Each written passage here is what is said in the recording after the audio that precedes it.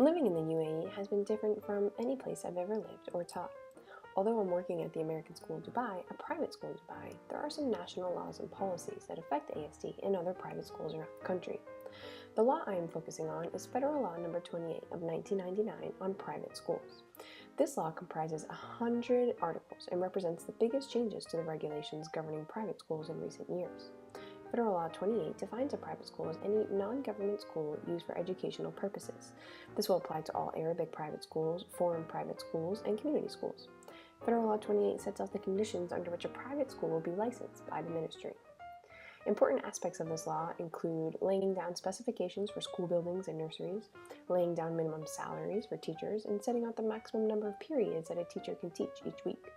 On fees, the law prohibits schools from charging fees for the full year in advance. It prohibits any school from barring a pupil for non-payment of school fees and bans the levying of fines on pupils if there is any delay in paying the school fees. It regulates the amount of times a school can increase tuition, once every 3 years. A major change contained in Federal Law 28 is that it will be mandatory for private schools which adopt a curriculum other than Arabic to teach Islamic studies, the Arabic language, and social studies to Muslim students. Historically, there was never a need for regulations guiding private schools as there weren't so many non-Muslim students to account for. However, that's no longer the case in cities like Dubai and Abu Dhabi. As of October 2015, the private school sector in Dubai serves 90% of all school students.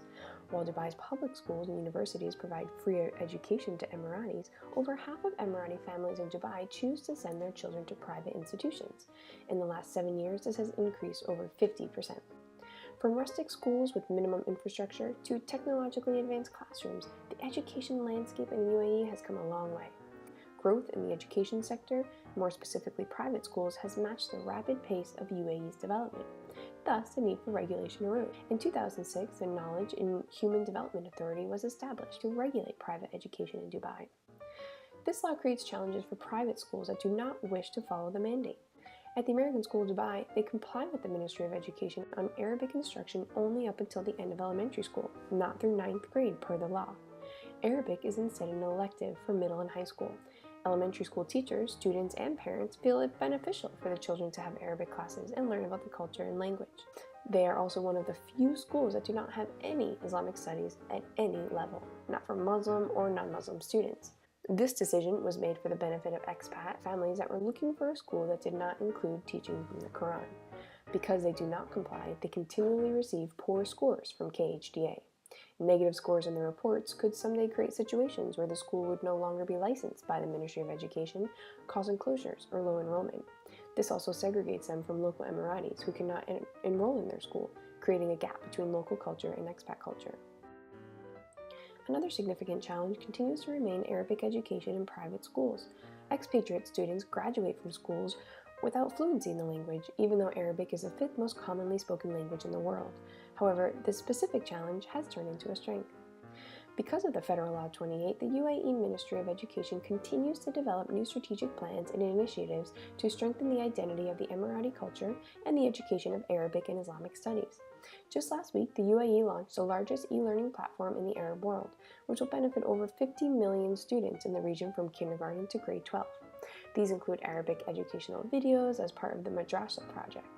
This revolutionary initiative now gives students free access to 5,000 educational videos, which have been translated into Arabic in subjects including physics, chemistry, biology, general sciences, and mathematics.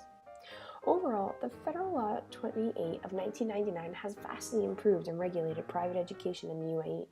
Due to the amount of expats living here, many schools pop up that are for-profit, created as a business rather than for education. The parents are extremely worried as they pay out an ever-increasing unjustified rate for private school fees. Some private schools have become mere businesses seeking excessive profits. Through mandatory Arabic instruction, international students learn about the culture and the country they are living, allowing them to stay open-minded, understand the differences around them, and feel a part of where they are living. Expat kids are often considered third culture kids without ever really knowing where home is. Learning about the Arabic and Islamic culture will help them feel connected. I look forward to my son learning Arabic in nursery school, and I think he'll feel pretty confident and proud of himself as he walks down the street and can say simple phrases like hello, or thank you, or goodbye.